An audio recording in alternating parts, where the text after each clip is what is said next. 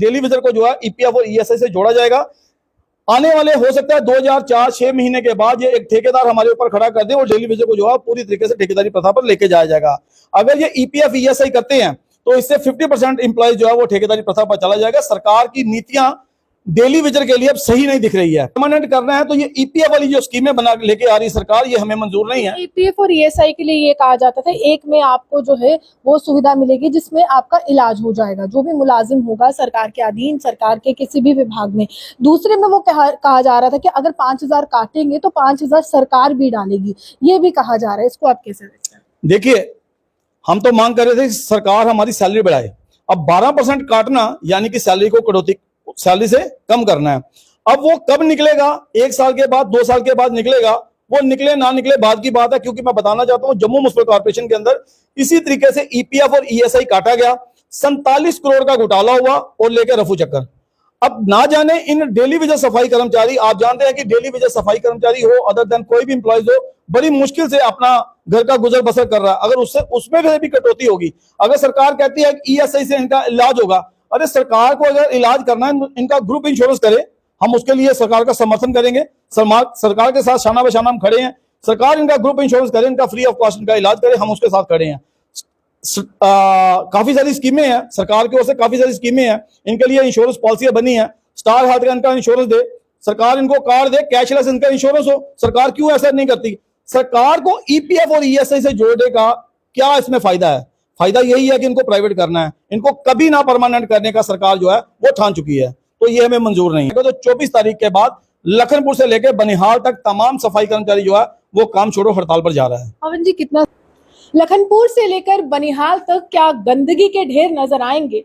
क्या यहाँ पर व्यवस्था चरमराएगी और खुद हस्तक्षेप जम्मू कश्मीर के मुख्यमंत्री उमर अब्दुल्ला को करना पड़ेगा? नमस्कार, आप देख रहे हो द नॉर्थ लाइन डिजिटल, मैं हूं रूहानी। एक बड़ी जानकारी निकल कर आ रही है क्योंकि अब सब्र का बांध जो है तमाम सफाई कर्मचारियों का टूट गया है। उन्होंने कह दिया है कि आने वाले समय में हम 24 तारीख से हड़ताल पर है, यानी कि पूर्णतः स्ट्राइक पर है। कोई भी साफ सफाई नहीं करेगा, शहर की जो व्यवस्था है चरमरा जाएगी। अमर जी मेरे साथ है, साथ ही साथ पवन जी मेरे साथ है, जो इनका सपोर्ट करने के लिए, इनका समर्थन करने के लिए आया है।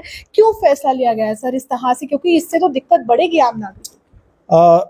नमस्कार, सबसे पहले मैं आपके चैनल का शुक्रिया अदा करता हूं जिनके माध्यम से हमारी आवाज़ जो है वो तमाम एडमिनिस्ट्रेशन तक पहुंचेगी। खास करके हमारी आवाज़ जो है वो सीएम साहब के तक पहुंचनी बहुत जरूरी है, क्योंकि जिस तरीके से सीएम साहब को अपना कदबार संभाले कम से कम साल से ऊपर हो चुका है। हमें अपेक्षा थी, उम्मीदें थी कि सीएम साहब के माध्यम से आज हमारे सफाई कर्मचारी हो, अदर हमारे कोई भी डेली वेजर साथी हो, उनका मसला अब हल होगा।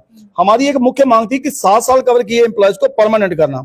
दूसरी मांग थी, जब यूटी बनी तो यूटी के बाद हमें एक उम्मीद थी कि यूटी के अगर मिनिमम वेजेस मिल जाए तो हमारे एम्प्लॉयज का जो है उसकी बेहतरी हो सकती है। लेकिन सरकार ने इन दोनों चीजों की तरफ बिल्कुल ना ध्यान देते हुए सभी एम्प्लॉयज को जो है वो प्राइवेटेशन करने की ओर ध्यान दे दिया है। जिस तरीके से डेली वेजर बड़ी लंबे अरसे से इस मांग को लेकर चल रहा था, आज इन लोगों ने जो नीतियां अपनाई हैं वो हमें मंजूर नहीं है। जिस तरीके से ईपीएफ और ईएसआई का सरकार ने जो रवैया अपनाया है, ईपीएफ और ईएसआई हमेशा जो प्राइवेट एम्प्लॉयज होता है उनका होता है। जैसे कि आपने देखा होगा हमारे जम्मू म्युनिसिपल कॉर्पोरेशन के अंदर अगर प्राइवेट एम्प्लॉयज लगाए गए हैं, सफाई कर्मचारी लगाए गए हैं, जो ठेकेदारी प्रथा पर, जो एनजीओ प्रथा पर लगाए गए हैं, उन लोगों को ईपीएफ और ईएसआई से जोड़ा गया है। आज अर्बन लोकल बॉडीज हो या अदर कोई भी डेली वेजर साथी हो, उन लोगों को ईपीएफ और ईएसआई से जोड़ने का सरकार प्रयास कर रही है।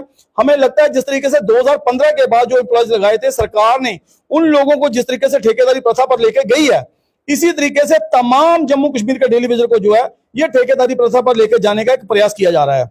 अगर ईपीएफ ईएसआई आज सरकार कर देती है, मैं पहले बताना चाहता हूं कि 2015 के बाद जो एम्प्लॉयज लगे हैं, आज उन लोगों को ठेकेदारी प्रथा पर पूरे तरीके से लगा दिया गया है।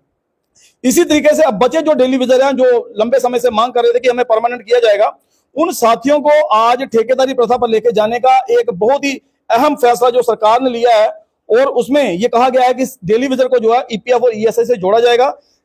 आने वाले हो सकता है 2004-6 महीने के बाद ये एक ठेकेदार हमारे ऊपर खड़ा कर दे और डेली वेजर को जो है पूरी तरीके से ठेकेदारी प्रथा पर लेके जाया जाएगा। अगर ये ईपीएफ ईएसआई करते हैं तो इससे 50% इंप्लॉइज जो है वो ठेकेदारी प्रथा पर चला जाएगा। सरकार की नीतियां डेली वेजर के लिए अब सही नहीं दिख रही है। हमें उम्मीद थी और हमने सरकार को टाइम भी दिया कि सरकार अभी नई नई बैठी है और सरकार कुछ अच्छा फैसला लेगी। जिस तरीके से उमर साहब से हमें काफी सारी उम्मीदें थी कि डेली वेजर के लिए कुछ अच्छा निकल के आएगा और डेली वेजर को परमानेंट या यूटी के मिनिमम वेजेस जरूर मिलेंगे। इन सारी चीजों से सरकारों ने 6 महीने की कमेटी, क्या विश्वास नहीं है? नहीं, हमें बिल्कुल विश्वास नहीं है। ये बहुत सारी कमेटियां बनी है, बहुत सारी कमेटियां बनी और बहुत सारी कमेटियां गई हैं। अब कमेटियां बनाना और ईपीएफ से जोड़ना ये दोनों अलग अलग चीजें हैं। अगर परमानेंट करना है तो ये ईपीएफ वाली जो स्कीमें बना लेके आ रही सरकार, ये हमें मंजूर नहीं है। ईपीएफ और ईएसआई के लिए ये कहा जाता था एक में आपको जो है वो सुविधा मिलेगी जिसमें आपका इलाज हो जाएगा, जो भी मुलाजिम होगा सरकार के अधीन, सरकार के किसी भी विभाग में। दूसरे में वो कहा जा रहा था कि अगर 5,000 काटेंगे तो 5,000 सरकार भी डालेगी, ये भी कहा जा रहा है। इसको आप कैसे देखते हैं? देखिए, हम तो मांग कर रहे थे कि सरकार हमारी सैलरी बढ़ाए। अब 12% काटना यानी कि सैलरी को कटौती, सैलरी से कम करना है। अब वो कब निकलेगा, 1 साल के बाद, 2 साल के बाद निकलेगा, वो निकले ना निकले बाद की बात है। क्योंकि मैं बताना चाहता हूं, जम्मू म्युनिसिपल कॉर्पोरेशन के अंदर इसी तरीके से ईपीएफ और ईएसआई काटा गया, 47 करोड़ का घोटाला हुआ और लेकर रफू चक्कर। अब ना जाने इन डेली वेजेस सफाई कर्मचारी, आप जानते हैं कि डेली वेजेस सफाई कर्मचारी हो, अदर देन कोई भी इंप्लॉइज हो, बड़ी मुश्किल से अपना घर का गुजर बसर कर रहा है। अगर उसमें भी कटौती होगी, अगर सरकार कहती है ईएसआई से इनका इलाज होगा, अरे सरकार को अगर इलाज करना है इनका ग्रुप इंश्योरेंस करे, हम उसके लिए सरकार का समर्थन करेंगे। सरकार के साथ शाना बशाना हम खड़े हैं। सरकार इनका ग्रुप इंश्योरेंस करे, इनका फ्री ऑफ कॉस्ट इनका इलाज करे, हम उसके साथ खड़े हैं। काफी सारी स्कीमें हैं सरकार की ओर से, काफी सारी स्कीमें हैं, इनके लिए इंश्योरेंस पॉलिसियां बनी है। स्टार हेल्थ का इनका इंश्योरेंस दे सरकार, इनको कार्ड दे, कैशलेस इनका इंश्योरेंस हो। सरकार क्यों ऐसा नहीं करती? सरकार को ईपीएफ और ईएसआई से जोड़ने का क्या इसमें फायदा है? फायदा यही है कि इनको प्राइवेट करना है। इनको कभी ना परमानेंट करने का सरकार जो है वो ठान चुकी है, तो ये हमें मंजूर नहीं है। उसके साथ साथ हमारे परमानेंट 2014 के बाद जो अर्बन लोकल बॉडी में हमारे एम्प्लॉय सफाई कर्मचारी परमानेंट किए गए थे, उनका एनपीएस का पैसा कट रहा है। यह सरकार की स्कीम है, न्यू पेंशन स्कीम, बिल्कुल उसमें पैसा कट रहा है, लेकिन पैसा सही से डिडक्ट हमारा कहां जा रहा है, किस खाते में जा रहा है, अभी तक कुछ पता नहीं है।